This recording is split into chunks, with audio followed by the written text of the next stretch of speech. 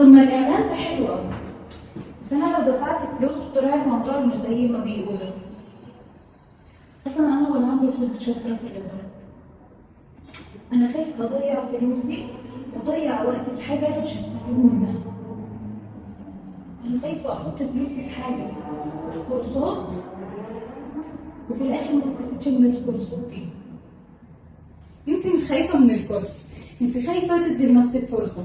الكورس اللي احنا بنتكلم عليه مش مجرد حصه والسلام، انت داخلاه ومعاكي ضمان باسترداد فلوسك كامله لو ما اتعلمتيش. يعني مفيش حاجه اسمها خساره. بما انك طالبه جامعيه ليكي خصم على اول مستوى، مش علشان نشدك، علشان نثبت لك قد ايه احنا مؤمنين بيكي من قبل ما تبداي. والاقوى، بعد ما تخلصي الكورس تي واي هتشغلك في اللغه اللي اتعلمتيها.